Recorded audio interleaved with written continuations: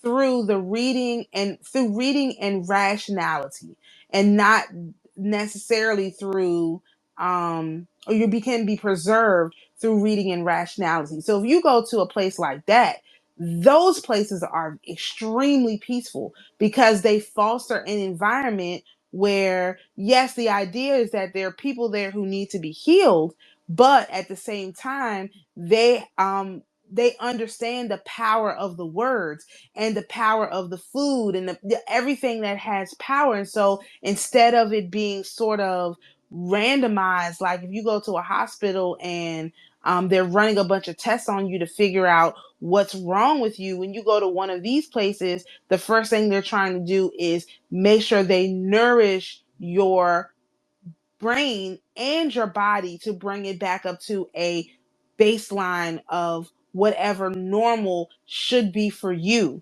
And so actually that's exactly how Christian Scientists work. Now again, I don't necessarily agree with their everything that they say, but I in general think that that's a good way to view this. Like if you can figure out what your baseline is, what is your resting point, then from or what you want your resting point to be like, then from there you can either go up or down, but you'll always come back to your resting point. And that's really what the hospitality is. So if you're with a partner who is your peace, that's what some people will say, your peace is your rest. You don't have to worry about leaving this kind of person, them going out and doing stuff and all of that, because you know you provide rest when they come into your presence.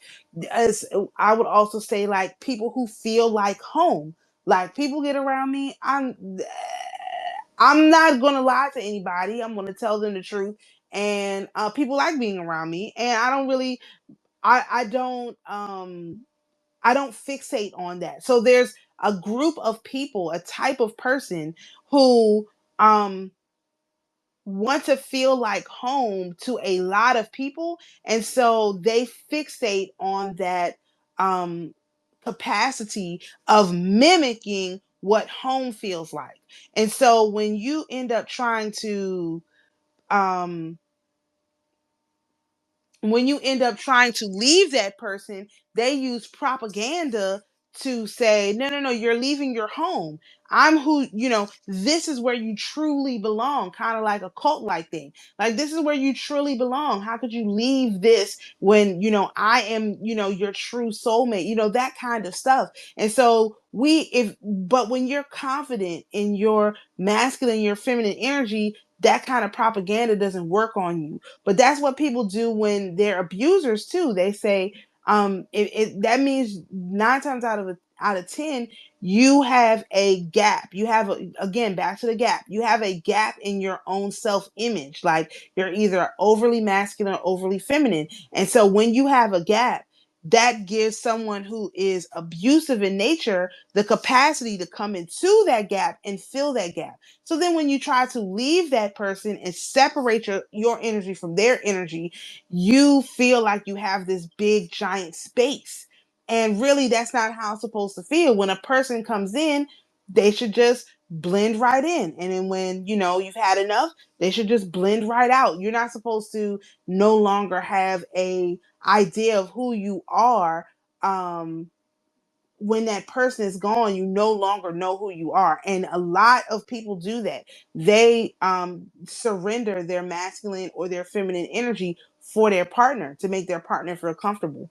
And we have to, as we're moving forward in time and in energy, we have to reject that. We have to be comfortable with ourselves and understand, look, if I'm hanging out with somebody, it's because they are a good person, they're a nice person, we blend or whatever, and not because I'm, have this daddy hole, have a mommy hole or whatever, and I'm just looking for someone to be in a daddy energy to me. I had somebody say to me once, like, you always go to your dad for stuff. I'm like, yeah, because I have a dad. So if I need something, I'm gonna go to my dad. Like, because a lot of men are used to picking on women who have a issue with their dad, especially in the black community.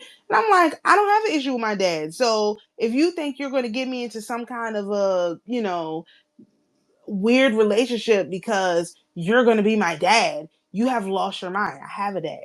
And then same thing with the women. Oh, well, I thought that you would call me mom. Okay, but I have 1,000 moms and I have an actual mom too who I spend time with. So I'm not around here looking for, actually, a lot of women have done that to me, not in, like relationship wise, but like boss wise, they will come to me and say, oh, well, I'm going to take you under my wing and I'll teach you everything that I know. And I'm like, but my grandma already did that. Like my mom already did that. I don't need another woman to teach me everything that they know. How about we just work on this one project, like, and get this done and let me learn this? Cause this is what I came to you to learn, not for you to like come in and be my mom so that you can control me.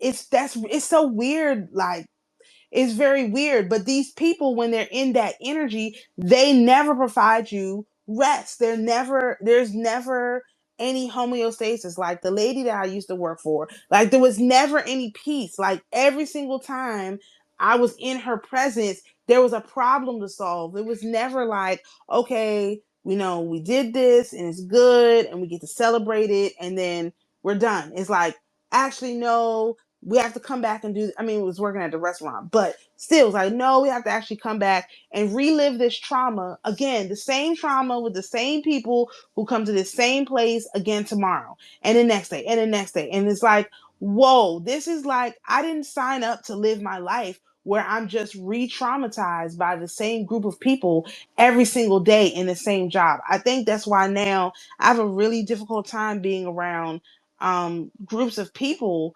for too long that aren't in the same vibration of trying to advance. Because if you're just going to be, like a regular church, like if you're just like showing up here for, the spirit of the Lord to be washed upon you, and you're not actually taking any steps outside of this church to become a better person, then I mean, that stuff makes my head hurt. Now I have to just step back, step away, and say, okay, this is too much. Like people have to be, and there's no peace there.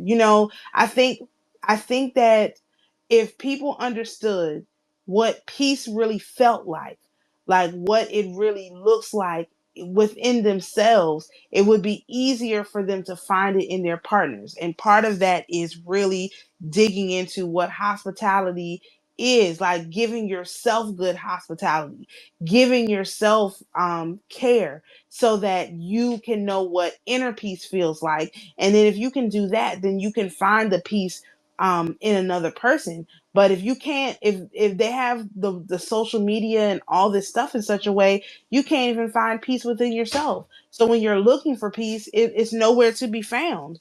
It's extremely difficult because they got this whole program they're running off basically traumatizing people and gathering their fear and using it to power their system. Yeah, I love it. And just the last question before we end it. So to bring it back to where we started about there being this gap in what you think, what you do, and it coming back. I think when it comes to being the oasis, being in hospitality, it's um it's like it's I have seen, as you said it in the beginning of this talk, it's like it takes time to come. It takes time to arrive. So if you are the oasis, if you do show hospitality to yourself as well as to people, it's like there's some sort of disruption. There's some sort of slowness of that coming back to you in the way that you deserve to have it be brought back to you. So maybe if you can kind of talk about this phenomena of being in a state of hospitality or providing people with the hospitality, but not always necessarily seeing it come back through. But really, in many ways, it's almost like the the the the fruits of the labor are almost attempts to make you get out of that hospitality, make you get out of N- that inner union. Yeah, that's true. So this goes all the way back to the beginning. You're looking at a cycle. Like these are cycles. Hospitality is a cycle. And so the cycle I was originally talking about is the North Node opposite Mars. So when you're talking about, like, again, when I said in 2023, when this placement last happened, I was talking about the very things that I'm talking about right now.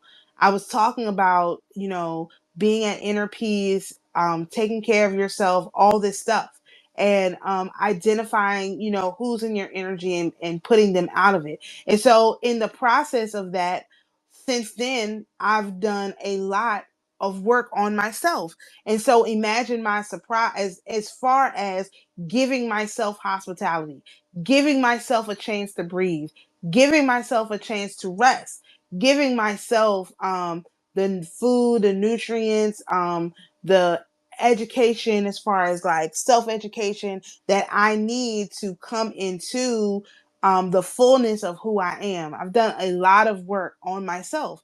And so in the process of that, I have been sharing things that I learned, things that work for me, stuff that I figured out about myself, my thought processes on that. Just I call it philosophy in general. I've been sharing that and making videos. So coming all the way around to the full circle on that, now here we are when this cycle starts over again, and I'm back at the same position that I was when I started, 2 years ago when this cycle started. So if I was not aware of how the cycles work and that this is a cycle, this is why I would never tell people, even though I know astrology is a curse, it doesn't mean that it's only a curse. It's also the solution.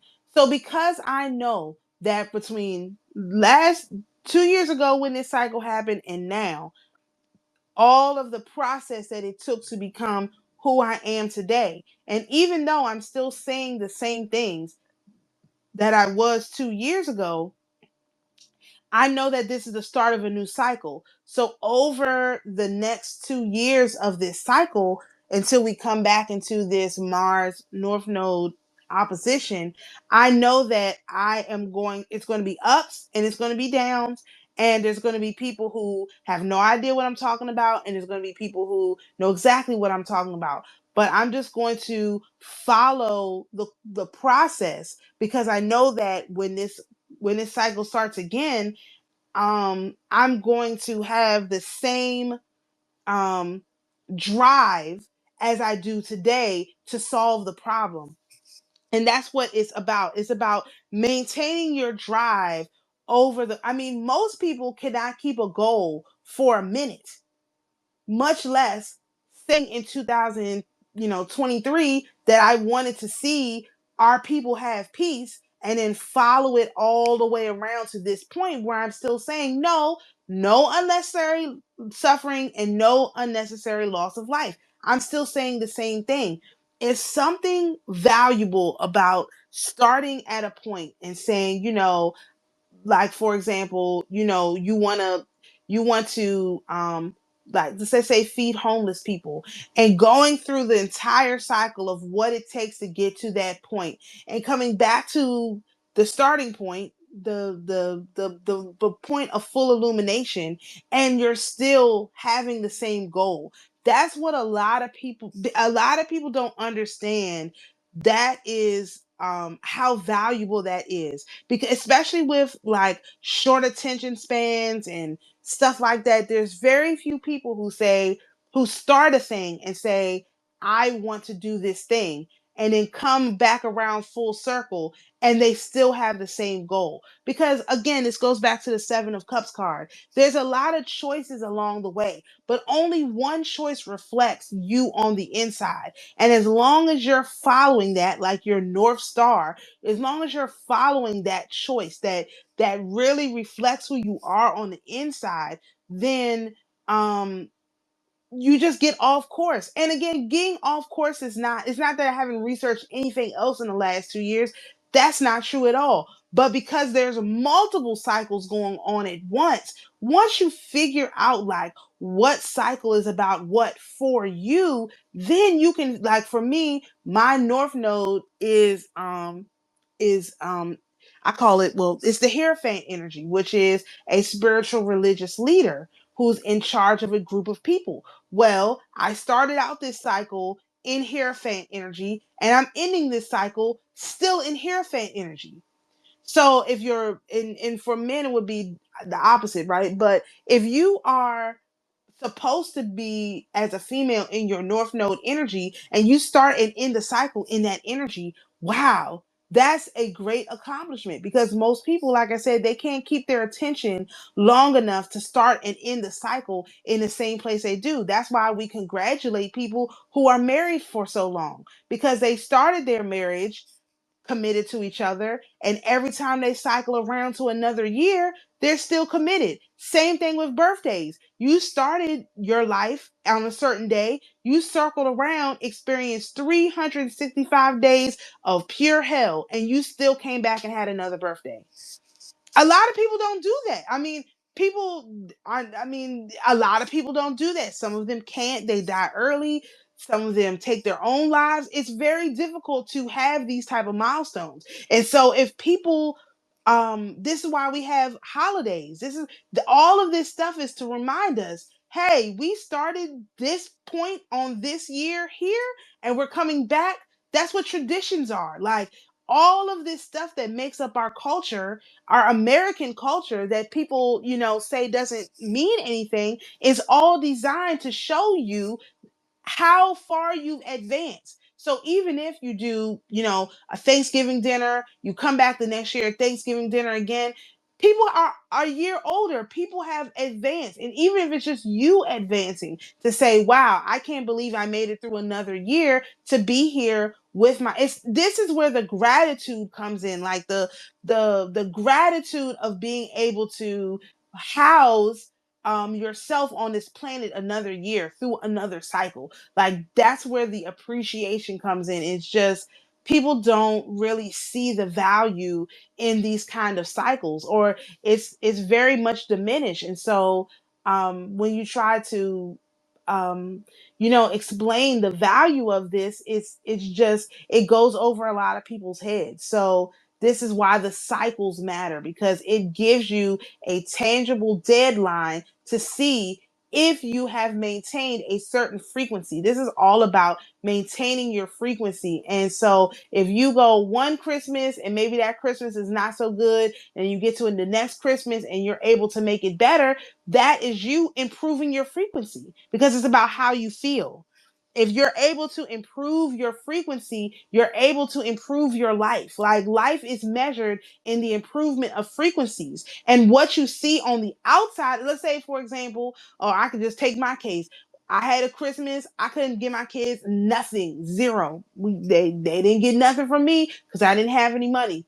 Next cycle of that, I was able to get my kids like one thing, but it's not that they didn't get anything. It's just I wasn't able to buy it. So if by this Christmas that comes around, because I'm the type of person personally, even if I'm hopelessly optimistic, so I'm always planning to do the big thing that I want to do. Like this is why I know, like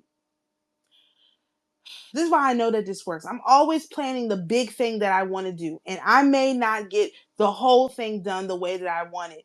But if I get something close to it, I feel better. So like last year I wanted to do a tea party. We have this cute little tea house here. I want to do a tea party. So we I was able to get the tea party together. I got the invitations. I got them out, and it was good. I wanted to do another one in the spring, but I didn't quite make the mark. So now I'm like, okay, I did this tea party last year. It worked out really nice. I want to definitely do it again next year. So I'm already, even with my limited resources, trying to figure out, okay, how are we going to make this happen this year. This is our tradition now. This is our thing. So even if I just barely scrape by and it gets done, or if we have to do it in somebody's house instead of going to the tea house, whatever, if I'm able to pull the event off, that means that I was able to maintain that frequency, because this tea place is it's like $40 a plate. It's expensive for just a few little things. It's not cheap. So if I'm able to, and I've got a bunch of kids too, so it'd be different if it was just me, but it's kids, and so it's very, very difficult. So if I'm able to pull it together and maintain this frequency to do this event again this year, not twice a year that I wanted to, but still, if I could do it again this year, then that tells me that I have held this high frequency for a whole year. Like, that is an accomplishment, because despite all the stuff that I went through, I was able to maintain this frequency. So that's what these checkpoints, these astrological checkpoints are about. They're about looking back and seeing if you were able to stay in the high frequency for a year. So it's like I said, like I was saying with the Christmas example. So if one year you have a good Christmas and the next year you can't get nothing for Christmas, and the next year you can't get nothing for Christmas, by the third Christmas, if you're able to pull it back up to that same frequency you had before, then you have overcome the shortcomings of the previous frequencies and establish a new peace line, a homeostasis frequency. Like, you've established a new normal. Like, that's what they used to call it in COVID, right? A new normal. You've established a new normal. And even if you can't necessarily meet that new normal the same the following year, it doesn't remove that new normal. It doesn't remove that baseline. You can remember what that feels like. And then as soon as you can get back to it, you're trying to get your energy back to that new normal. And it's not about the stuff, it's just about the experience, um and it's much more difficult than I'm making it sound, I guess. But this is just how I live my life, so I don't really know any other way to be. You have to work at it, but it's not impossible, and that's the goal of having good holidays, having good birthdays, having good experiences, is to, and then setting a timer to that, so that you can come back and see, can I get back in this frequency? It's like, oh, do you still have it, or you don't have it anymore? Like, that's, I think, now that I'm thinking about it, I think that's how you recreate momentum. That's how you reestablish momentum. So I may have lost my momentum for the last 2 years, but as soon as I'm able to come back to my baseline frequency, uh, point of peace, that means I can start my momentum up from there again. I don't have to um I don't have to go backwards. I can move forward from there. Even if I have moved backwards in the past, it doesn't matter, because I'm looking forward to keep moving my frequency forward. And I think that's how you reestablish momentum, which is cool, because I was trying to figure out how you did that. Yeah, I love it. Very, very awesome. So yeah, I think we're gonna end it here. This All was a right. great talk. I think the next conversation is going deeper into the moon and the sun.